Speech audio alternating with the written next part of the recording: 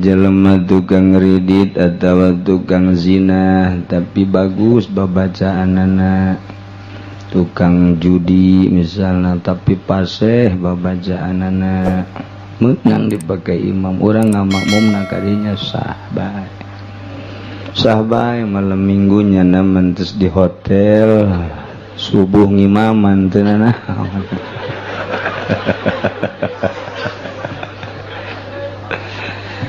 sebab urusan sahma sapira urusan fikih teman tenan naon masalah. Jadi asal rapih syarat jeung rukuna urang ngamakmum kanu kos kitu sah bae. Ngan batin teh aya teu narima, nurani teh teu narima. Sebab ruh mah fitrah suci, kullu mauludin yuladu alal fitrah. Ruhani teh suci murni nu mantak resepen jasa kanu suci kanu murni. Sanajan jelema tukang judi tapi ka ahli ibadah mah resepen bae, ka kiai resepen bae.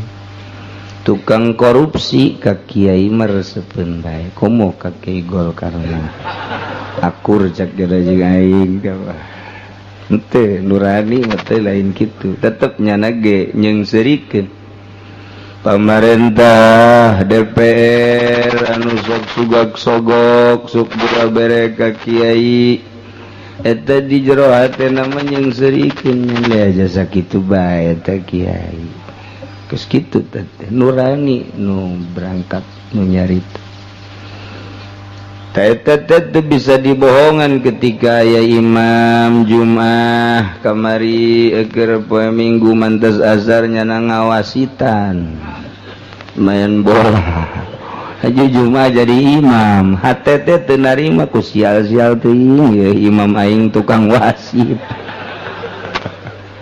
ai babacaana mah rapi hati teu narima sebab daon cak hate teh hayang amat imam teh anu murni nu bersih.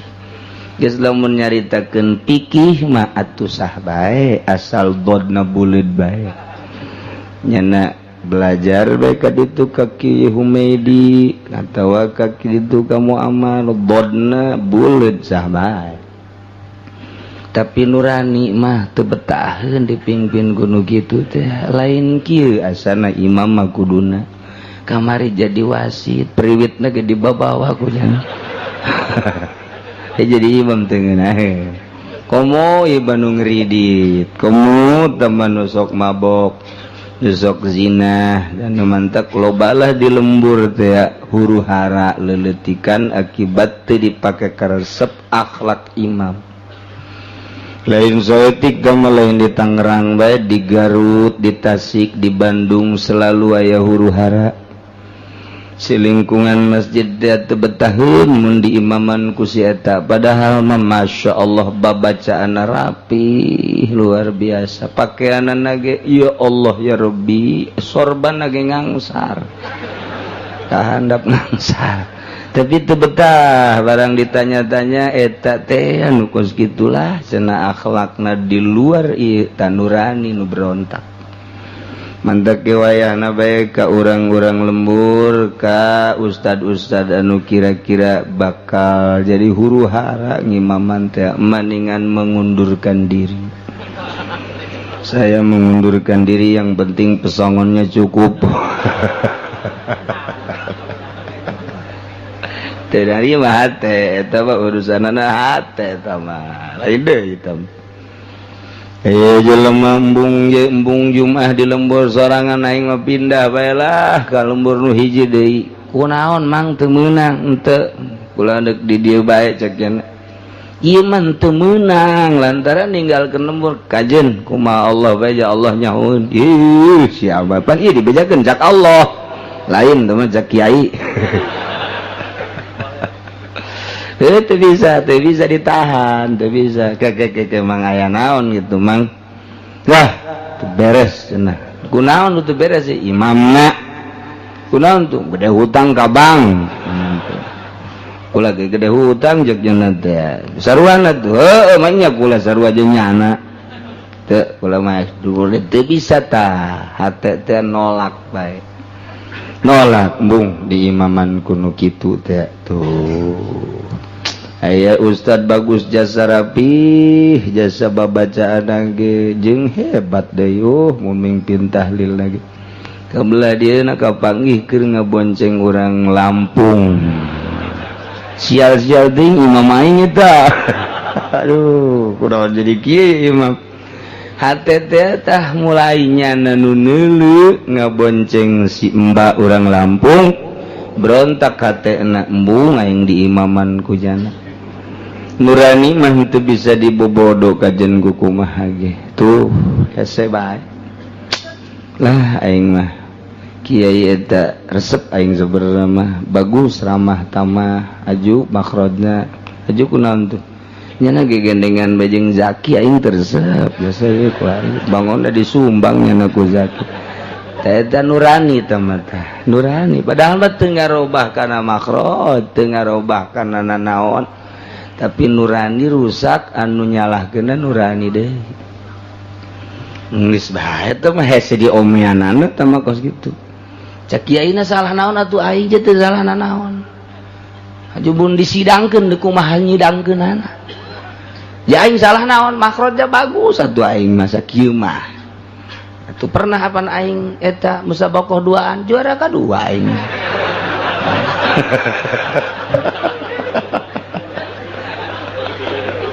berarti aing asup nominasi cak ganna teh eta teh hese lamun ku urang disidangkeun lah teh si babarengan jeung Zaki ai soal babarengan mah tuh naon kitu naon salahna teh mah urusan aing teh mah teu bisa disidangkeun tapi nurani tetep teu narima tah eta mah wallahu alam teh mah kos kitu bae mentek ge urusan batin mah teu kanyahoan ku jelema kasalahanana nu nyahongan Allah tapi efek daripada penyakit batin ialah nurani masyarakat bakal teu narima nurani masyarakat bakal ngambe bauna kurang kumaha kiai keur can jadi mui hebat jasa barang jadi mui ditaringgalkeun robah naonna coba ieu terobah setik-etik acat ilmuna malah tambah ku ari mah jeung ke pemerintahan mun nyarita leuwih luas manehanana wawasanana ditambah ku wawasan nasional wawasan dunia makrodnya mungkin tambah ilmu beuki tambah tapi di sekelilingna embungeun ngaji kanyana hese nyidangkeunana lantaran naon nuranina golbuna terlalu cinta karena jabatan cinta karena dunia sementara Allah tersepun jasa kajeleban lu cinta dunia cinta jabatan nurani masyarakat dibere embung ambe-ambean batina teu hayangeun bau alabatan tai kotok deuk kumaha nyidangkeunana coba ayo di Cisoka tah aya hiji kiai hebat jasa kuari teh di ajian di pasar Kemis loba jasa loba lain hiji barang asup kamui teh di arajian jancan paeh ieu di Belaraja ji di Kronjo tuh coba bae geus ieu nu aya di urang bae sarua nu di Bandung ge nu di Garut nu di Tasikmalaya aya kiai hebat jasa di Bandung luar biasa pangajianana ge sup jadi mui hiji-hiji mufarokoh teu daekeun deuk kumaha nyidangkeunana tah mah nurani tah mah tah ieu kula ngabejakeun teh kos kitu teh masalah nu waqiah jelas nyata kos kitu geus janana atuh teu meunang marah kunaon sia teh rek ngararaji ka aing teu meunang marah masyarakatna teu bisa ditanya kunaon sia embung ngararaji teu bisa kurang kumaha si eta ilmuna teu bisa dikitu-kitu lantaran batinna aambeunana lain ambe seungit atuh urang we lamun aya jelema teu resepen ka urang aambean batin urang ge kanyahoan ku urang ih si eta ngaliuk we ka aing asal ka aing we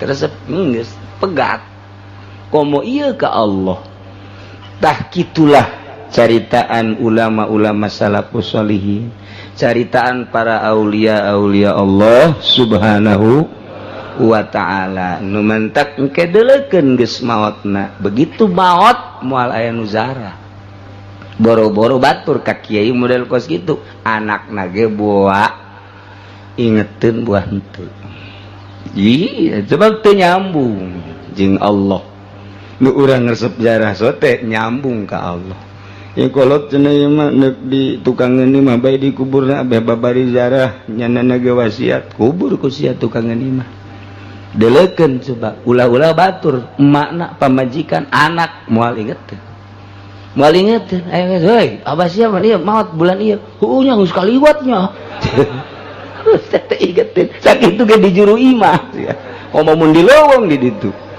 naon eta nyanana teu nyambung jeung Gusti Allah subhanahu ta'ala teu bisa disalahkeun tah eta lah jadi kesimpulanna pertanyaan nu tadi mun aya imam kredit aya imam teu mabok sah bae menurut fikih los para ka imam ai betah mah boga imam kos kitu los besi engke jana jadi imam deuleu di kantongna besi lain susur ke priwit trit kemenang sarakaat nyana trit kena offset aduh jadi salah nyana ge juru akriek gimana jadi ke offset cegedat masyaallah ikir carita batin hese batin dijejakeun sote ieu ge sararese jasa teu maksud sunggang singgung teu supaya jelas teu bisa dibobodo durani urang boga pamajikan bae asal lain deui ieu pamajikan gaing servisna ku beda aya nun ieu karasa ku urang ngomong henteu naon tapi karasa nurani teh ngambe ci naon ieu oh renganan biasa dibere duit henteu kanyaman tah ieu mah ja duit dicukup pakaian dicukup dapur dicukup tapi kok beda bae rarasan geus asa bulan lain deui nah kapanggih di SMS Masya Allah aya rayuan gombal di luar ya Gusti Allah ning kutunggu jandamu waduh macem-macem ieu sial gua ini pedang diasah gua ini sia paingan ka aing lain heuy ieu aya kutunggu jandamu ieu teu karasa bae tah nurani itu teh ya Allah ya Rabbina dina masalah kisos nu kakenaanana teh kudu nu memenuhi syarat kamari syaratna teh aya 3 hiji syaratna qatlu kudu amdan nomor kedua petil nu dipawanana nu kamari ku urang geus dijelaskeun panjang luas nomor katilu syaratna syarat qatil nu maehanana pertama wa fil qatil yustaratu disyaratkeun fil qatili dinu ngabunuhna taklifun atawa bulughun wa aqlun baleg jeung boga akal sampurna baleg berarti geus ihtilam atawa umurna mun lalaki 15 tahun lamun awewe salapan sempurna baleg ngaran tah lamun di bawah baleg ba encan kewajiban kisos atawa nomor kaduana kudu boga akal sampurna akalna nu edan mah teu boga akal andai kata nu edan ngabunuh teu kakenaan ku kisos syarat wajib kisos bagi anu ngabunuh teh 2 nomor kahiji kudu balik nomor katilu kudu boga akal tah kuari kumaha lamun mabok si Pengki teh mabok gawena teu bagus si Udin mah mabok teh Pengki Joni Freddy maboknya nanti malam mingguan di Citra waduh minum bir bintang biak sabar hasloki mere walah wah walah wahnya nate geus bae ieu ngabudah bata beureum lempang oyag-oyaga ya Allah ya Rabbi kudaon di jalan meme datang ka imah teh ya hiji nya geus ngaco bae ngomong dua mamawa parang mamawa alat mamawa bedog atawa belati kunaon teu puguh teu karuh kapanggih jeung Ki Zaid di tengah jalan teh ditaja ku Ki Zaid teh ya Pengki teh si mana sia ngomong sia ka aing siam sia ku aing jeger bae dibunuh koit Zaid pange teu puguh teu karuh iya berarti si Pengki keur mabok tak ieu kumaha ieu dalam keadaan mabok pan teu boga akalnya teh ngabunuh wajib kisos apa henteu wal madhabu wujubuhu ala sakron nurutkeun cek mazhab wajib bae tamah kakenaan ku kisos lantaran mabok ngahajar mabok teh aya nu kumaha geus dijelaskeun ku Kangjeng Nabi bahasana khamr al-khamru haramun li'annahum muskirun wa kullu muskirin haramun yuntiju al-khamru haramun arak haram elatna lantaran ngamabokeun setiap nu ngamabokeun haram geus arak haram jol minuman nu lain buatan Cengkareng Cengkareng aya pabir bir bintang Bandung begitu orang kitu dek arah Garut aya di dinya pabrik minuman sih bangsa minuman teh kitu Coca-Cola Sprite Fanta di jerona ternyata horenganan memproduksi minuman keras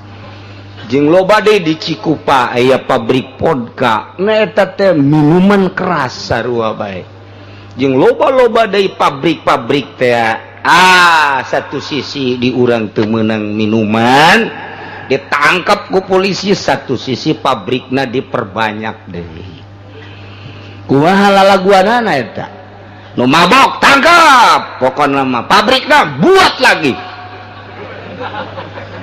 bingung ya kula mah hayu coba ge tah kumaha ku ari lamun mabokna ieu make obat make dawa lamun tadi mah berbentuk teh kapan berbentuk minuman ku ari mah mabok teh lain berbentuk minuman pao ku ari baheula mah sakadar magadon baheula mah sakadar wiryahi baheula mah sakadar kitu beka ku ari mah aya ektasi nu nyieunana urang Tangerang nu ngonsumsina ge mayoritas urang Tangerang berloon teh urang Tangerang teh berloon urang Tangerang teh di luar negeri dikirim ke urang ka dieu ti Amerika ti Inggris padahal begitu ketat di bandara begitu ketat di pelabuhan tapi kunaon ganja dararatang ka Tangerang ganja daratang ka Citra murah deui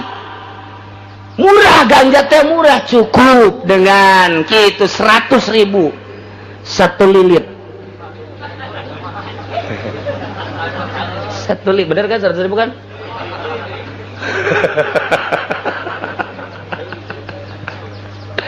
Masya Allah padahal begitu ketat di bandara begitu ketat di pelabuhan tapi ternyata di Kolombia datang ke dia ganja Kolombia datang ke Indonesia geus puguh ganja Amerika geus puguh ganja ti urang keneh mah tah tinu kamari tsunami Aceh eta teh sabaraha pintu ketat luar biasa melalui pelabuhan Merak nu sangat sulit. Kesulitan anak ulah ganja cau urang pasar kemis bisnis cau di ditu mulai di ditu terasa pusok lewat pelabuhan mun kurang persyaratan anak cau teu bisa lewat eta saking ketatna eta bisa lewat dihitung make kalkulator antara jualan cau jeung ngaloloskeun mahalan ngaloloskeun ieu kumaha lalakon mun kurang bisa nu mentak deui kurang jelema bisnis cau ti ditu ka dieu aya abrian di jerona aya polisian belah kirina pengamanan ieu mah sama naon kieu sarua jeung bodor pamarentahan urang mah bodor teh nyaho sia bodor atuh nyaho geus sia tukang bodor kabeh bodor itu dipersulit tapi memakai ieu bisa ieu kenyataan di urang ganja teh luar biasa dibawa ke pasar kemis mimitina diberean heula geus garasa nikmat meuli jana teh mulai geus tak watung geus jual HP jual radio jual TV mana dibawakeun kampak mak ieu kampak katarang emak ieu emang guna aja duit mah jangan naga mali ganja mak kayak mah dibere tolos ya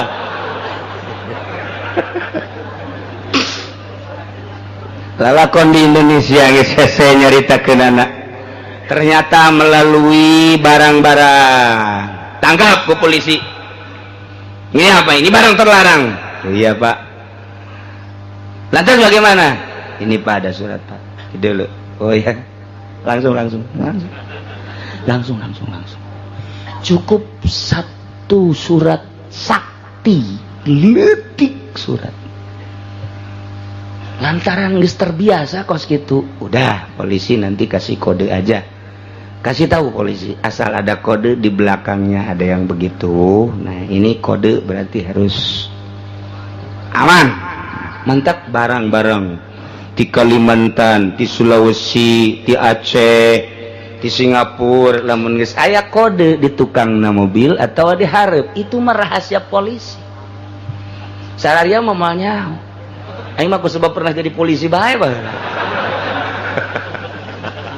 aman ini negara kalau kerja ke negara orang begitulah keberadaan negara orang ambalayah minuman keras ambalayah ganja ambalayah heroin ambalayah ekstasi dan lain sebagainya namun surat sakti siapapun pernah terjadi awalnya orang Amerika datang ke Indonesia awalnya orang Australia datang ke Indonesia mawa obat terlarang padahal mah mawana di bobogaan diselipkeun di bobogaan gede meureun bobogaana ngetelip jero geus kenyataan model kitu atuh nah pakai radar di Bandara Soekarno Hatta asal bersuara nit nah ada apa nih nah kan eta teh ajang sensor aya televisi sensor teh aya remote sensor teh aya model kos kitu rahasia di bidang gitu kos karir itulah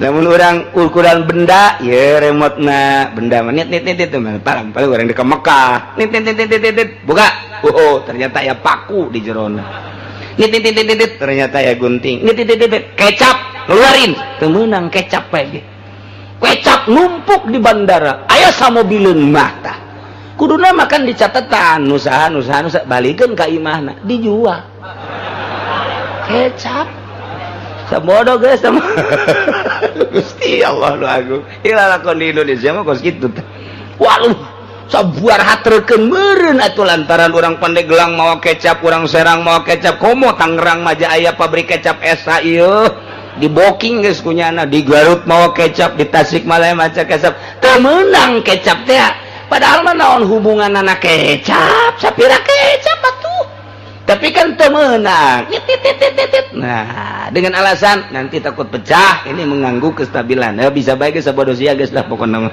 nu penting mah kecap aturana dia tulis kunyana ini di tas saha urang mana tah balikeun ka ditu janang meuli paneta kecap teh iman teh numpuk di bandara luar biasa lobana gunting segala rupa geus ieu barangkat wabeh masya Allah dimanfaat tah kuari obat terlarang nit tas buka ternyata nit baju buka geradah bukaan dibukaan mengkading di kamar khusus dipencet masih nit isi di mana aja nit kelek coba angkat kelek susu tinggal hiji deui sempak nit sakjana buka los ai wani mah polisi ge hampir teu wani serem pan tapi kalau aturan luar negeri beda kan jeung orang Indonesia mah ya termasuk teu serem lah dia kan nit terus ternyata bener aya di dinya masya Allah dikajerokeun ku nya nasot ngan talina doang keluar supaya yang kayak bisa dicabut ikan lain rahasia surat sakti mah awewe sekalipun tertangkap baik lalaki mah komo guys tapi lamun aya surat sakti di luar negeri tinggal di luar negeri nit di paremat nit nah lantaran aya kode bahaya ieu mah kode ieu mah bahaya jasa geus urang lamun ningali urang mau ulah jauh-jauh ti luar negeri mah teh mah kodena lain deui urusanana kukulah mal dibejakeun ieu mah kode nu urang beta nu urang deulekeun ge mobil kontainer di tukangna aya model tudung aya nu model tulisan aya nu model segede kieu eta teh kode-kode pengamanan geus ada aya naonan geus aya kode eta aman eueuh nana mun teu bisa kitu atuh rugi urang cau bae bahaya.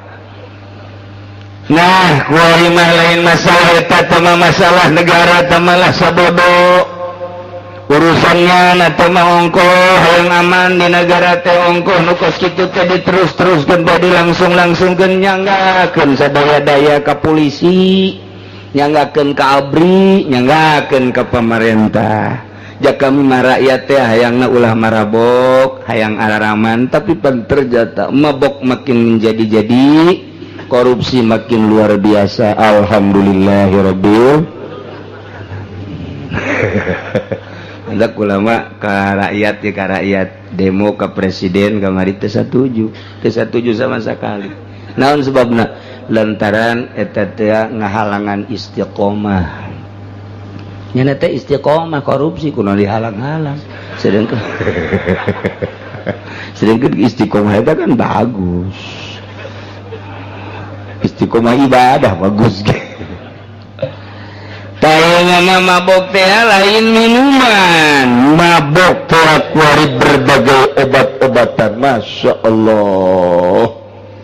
Teh kumaha lamun mabok na make obat lain minuman ieu mah sami bae nu ngaran obat mah. Ngaran obat lantaran ditinjau tina elatna elat muskil mendak ku Imam Nawawi dijelaskan mabuk mah nu asli nama ia adalah minuman tetapi ketika terjadi di lain minuman nu penting memabok kaya ning bawa obat kaya ning bangsa kadaharan jeung sajabana anu mengandung kana pemabokan na ieu tetep bae sami bae haram hukumna. Pel ngaleungitkeun kana akal haram minuman geus puguh makanan urang lamun ka Inggris urang meuli roti eta teh dibejaan ku nya roti ieu mah mengandung bahan yang memabokkan dibere beja ku nya lamun ieu mah roti aman ieu mah roti kadarna dibejaan di Inggris mah model kitu mantak lamun enduk nonton main bola di steril teu meunang meuli roti nu eta tah kudu nu ieu bae roti nu eta mah teu meunang lantaran kacau balau engke di lapangan bener kan sok kacau kan tuh sia mah nyaho bae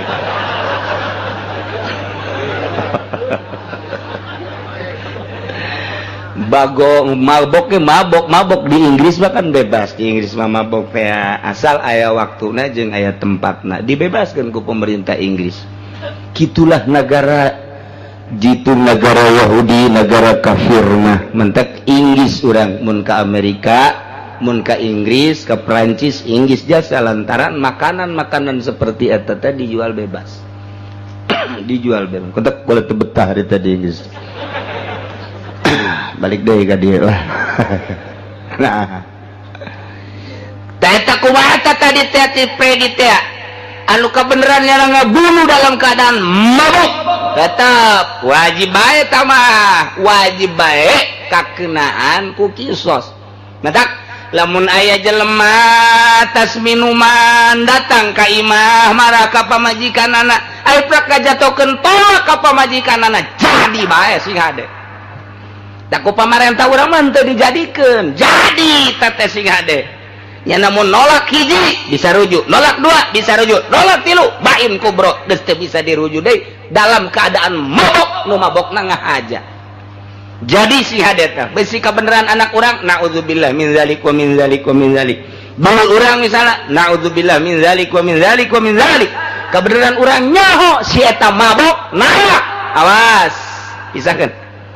Menalakna hiji rujuk deui, nalakna dua rujuk deui, nalakna tilu gas kudu muhalil heula. Teu bisa sebab kakenaan ku kisos nyana ketika ngabunuh. Kitulah lempengna hukum Allah Subhanahu wa taala. Geus ulah dirubah-robah hukum Allah. Ja Allah nu nyieun hukum. Allah anu nyieun bumi langit. Allah nunyin syariat kunaon urang make jeung ngarubah-robah ti Allah nentang ka Allah meureun bila perlu mah ulah aya hukum tolak teh meureun cara di luar negeri bae iraha datang ka iraha rumah tangga sukana dipake suka 20 tahun geus teu suka 20 tahun indit sakumaha naon rumah tangga kos kitu mah teu kakungkung ku hukum mantap di Indonesia mah walaupun geus dirubah tetep bae masyarakat kuat ternyata agamana Jawa Timur Jawa Tengah nu utamana mah ieu bae di Pulau Jawa alhamdulillah teu robah saeutik-eutik acan aya ge nu robah tolak tilu ternyata dihijikeun bae ku pemerintah langsung bae nyana terus-terusan tapi ternyata hati nuranina dirundung naon kitu ngaranna ke teungeunah bae pusing baik, gering baik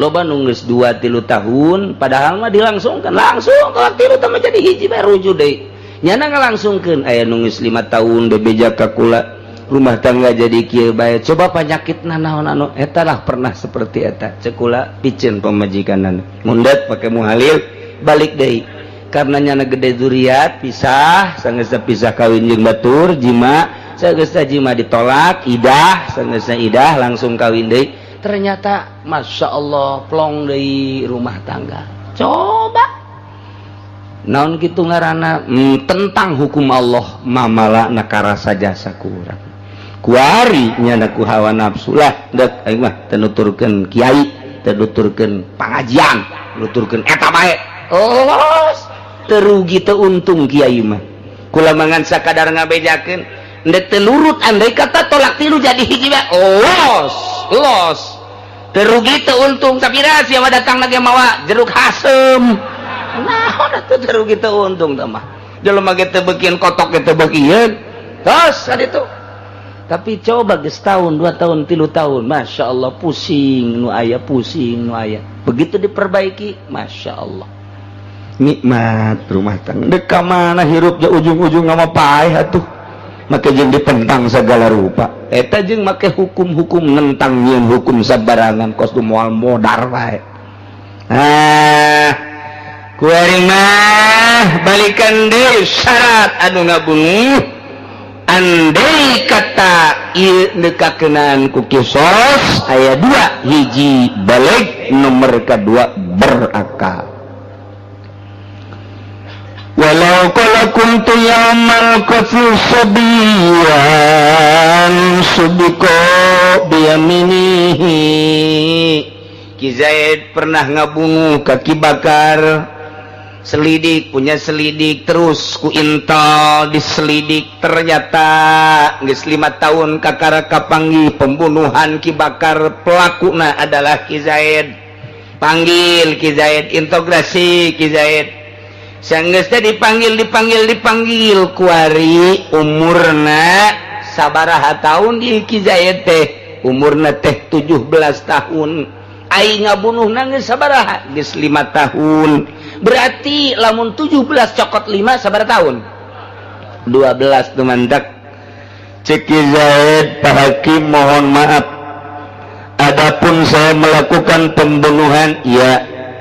Tetapi saat itu di samping terdesak, umur saya waktu itu baru 12 tahun. Itu pun saya karena dilaga-lagain aja. Wah, dilaga-lagain kan. Wah, kaki memang lu orang mana? Saya Kampung Melayu saya. Pindahan dari Betawi saya. Dekat Sepitung dulu itu saya. Iya, karena saya dilaga-lagain ya otomatis saya kan ngamuk. Ya gimana nggak ngamuknya? Kebetulan di situ kan ada pukulan tong-tong di situ. Udah. Nggak tahu dah. Itu mah waktu itu kok tenaga saya jadi gede. Dibakar saya hantem aja, mati dia. Lah ya begitu. Tapi kan waktu itu saya umurnya baru 12 tahun Pak Hakim. Coba sekarang lihat KTP saya. Begitu dilihat bener 17 tahun. Jadi ini kan waktu pembunuhan terjadi, waktu saya melakukan pembunuhan umur saya 12 tahun. Lu 12 tahun udah hidung. Iya, udah hidung saya. Lamun dibaca kurang Jawa jadi hidung ya, Pak. Udah hidung lu. Iya, udah saya waktu itu. Nah, jadi berarti saya waktu itu keluar sekolah, tamat sekolah SD, masuk 6 tahun, kemudian sekolah SD 6 tahun, saya keluar. Jadi umur saya 12 tahun. Nah, itulah waktu saya melakukan pembunuhan, saya umur saya 12 tahun. Sekarang 5 tahun kemudian baru tertangkap saya. Jadi sekarang umur saya 17 tahun. Terserah dah gimana Pak Hakim aja. Saya mah anak kecil waktu itu. Kamu siap sumpah ya? Bukan siap lagi. Saya siap sumpah demi Allah, saya waktu melakukan pembunuhan terhadap Ki Bakar, umur saya 12 tahun. Masih kecil saya. Kecil gitu, ya kecil. Saya kagak bisa, emang biasa di Betawi saya. Kitab juga kitab. Takrib juga takrib. Ustad juga ustad. Iya, Jakarta emang begitu, emang bener. Lu masih kecil bro, kecil. Yo, Hakim juga ikut-ikutan saya, kecil saya. Jadi masih letih kene. Aduh, orang Kampung Melayu hese ya batu. Insya Allah. Dah. Andai kata walau kola Ki Zaid nyarita kuntu yaumal qatli sobian kaula dina waktu keur ngabunuh Ki Bakar sobian eta leutik kene sudiko biyaminihi. Benerkeun Ki Zaid dengan sumpah inam kana siba lamun memang memungkinkan kebocahanna. Tinggal ditanya bae keluargana waktu melakukan iya memang bener kereutikan atau bener, coba tetanggana tanya bener sebab KTP nage nyata kuari umur 17 tahun. Berarti waktu melakukan eta adalah melakukan pembunuhan umurnya 12 tahun. Di samping sumpah bahwa saya waktu melakukan masih umur 12 tahun, berarti masih kanak-kanak. Di samping eta oge dari saksi-saksi anu menyatakan bahwa Ki Zaid waktu ngabunuh umur 12 tahun. Kumaha tah? Aman teka kenaan ku kisos sebab budak leutik mah goer mukallaf encan ditaklif encan kakenaan ku uhdatil amri. Anak itu salatna budak leutik mah can diganjar, andai kata diganjar jang indung bapana. Puasa budak leutik can diganjar, anak diganjar jang indung bapana. Hajina budak leutik can diganjar sebab can kataklif andai kata melakukan jang indung bapana lantaran goer mukallaf geus ka indung bapana. Maka lamun teh mah nyana munggah haji, nah niat ihramna teh bapakna sebabnya nama can kataklif ganjaranana engke ka indung bapana. Ieu ge ketika ngalakukan pembunuhan budak teu wajib dikisos lantaran budak kene can kataklif can kakenaan ku uhdatil amri. Atawa walau qala kuntu yaumal qatli majnunan. Zaid ngabunuh Ki Bakar, begitu ditangkep Ki Zaid ya diintegrasi. Setahun kemudian, nama kamu Zaid ya? Betul. Tinggal Cikupa? Iya. Kamu pernah melakukan pembunuhan terhadap Ki Bakar? Kata orang iya. Kata orang iya, kata orang-orang saya ngebunuh. Emang kamu tidak merasa? Tidak. Kok pembunuhan, ngebunuh sampai kamu tidak merasa? Nggak tahu, saya waktu itu katanya gila saya. Kamu gila? Betul, waktu saya melakukan pembunuhan gila. Kamu terasa gila? Mana mungkin gila kerasa, Pak Hakim gila kali. Bisa dibalikan ya. Masa ada orang gila merasa? Ya kagak, kerasa udah sehat saya. Kamu betul gila? Betul. Siapa itu yang menyatakan kamu gila? Tanya orang sekampung sana, saya gila apa enggak? Tanya dah keluarga saya, panggil. Bapak kamu siapa? Zaid. Bapak saya Umar. Pak Umar panggil. Pak Umar, ini anak bapak? Kalau tidak salah.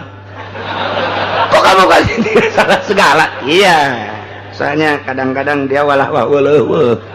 Apa itu walah wah? Ya begitulah Pak Hakim. Bahasa Cikupa itu walah wah. Nah, ini anak bapak ya? Iya. Pernah melakukan pembunuhan terhadap Ki Bakar? Iya. Waktu itu bapak tahu bahwa anak bapak membunuh? Tahu. Waktu itu sehat apa enggak? Kayaknya kurang sehat Pak. Sekarang juga coba lihat tuh. Coba lihat. Lirikannya lain kan Pak? Jangan banyak ngomong. Ini bener dulu waktu ngebunuh. Gila apa enggak? Iya Pak, gila Pak. Zaid, kamu dinyatakan oleh bapak kamu dan saksi-saksi lain bahwa setahun yang lalu waktu kamu melakukan pembunuhan terhadap Ki Bakar, kamu ini gila. Bapak mau tanya, sebab gila kamu kenapa? Begini Pak, saya waktu itu nemuin cewek di Citra, rambutnya merah sebelah Pak. Dia ngasih senyum sama saya, ya saya senyum lagi. Udah gitu saya deketin, saya tanya alamatnya, ternyata nggak begitu jauh dari Citra, Pabuaran ternyata. Saya janjian malam mau datang, begitu saya datang ke sono, ternyata dia udah punya pacar di bawah. Saya ngeliat waktu dia boncengan dengan pacarnya, itu saya enek bener dah. Kalau kagak ngeliat onaman Pak, waduh ini mah ngeliat, aduh. Lu pakai onaman gimana sih ini? Kalau saya tidak ngelihat onaman, udah saya enggak begitu enek, ini menyesek bener. Sebab apa? Begitu dia ceklak naik motor, Masya Allah dia ngedadain saya, hati saya, jantung saya jatuh hari itu juga. Langsung saya pulang ke rumah, saya ngelamun. Ternyata perasaan saya dibawa ke awang-awang Pak. Ya itulah menurut bapak saya gila karena cewek tadi. Nah, udah itu saya konon menurut berita saya dibawa ke Grogol. Kan kagak tahu itu. Tahu-tahu saya udah di rumah lagi, udah sehat. Alhamdulillah. Sekarang udah kawin sama yang lain. Udah saya nggak inget-ingetin dah sama yang itu mah dah. Ntar gila lagi saya. Jadi betul-betul kamu gila? Betul Pak. Nah. Iku mahata lamun Ki Zaid waktu melakukan pembunuhan terhadap Ki Bakar, ternyata Ki Zaid ia adalah gila. Walau kola lamun ngomong Ki Zaid kuntu yaumal qatli kaula waktu ngabunuh Ki Bakar teh majnunan keredan. Sudiko biyaminihi barkan dengan sumpah. Uhidal jununu lamun terketahui edana, panggil bapana, betul edan, panggil gitu teman-teman, ternyata menyatakan gila, berarti benar-benar waktu manehana ngabunuh Ki Bakar keredan teu kudu dikisos lantaran gue remu kalaf nu edan atuh jinganan, sebab nu edan mah lamun ngajatokeun tolak keredan terjadi keredan mah lamun manehana rusak nu batur teu meunang sanksi lantaran keredan salatna atuh terjadi salat nu edan Baheula di Bandung aya nu salat di tukangnya na salat mah di tukang. Berjamaah nu kasaksian ku kula ieu mah ieu nu kasaksian ku kula berjamaah di hareup aya 5 jajar mah. Masjid gede nya di tukang deket tembok. Ku ke tembok begitu ruku pajar nu lain nu edan ku kula ge atuh. Kula mah geus eta ge salat jadi keur diuk bae kieu.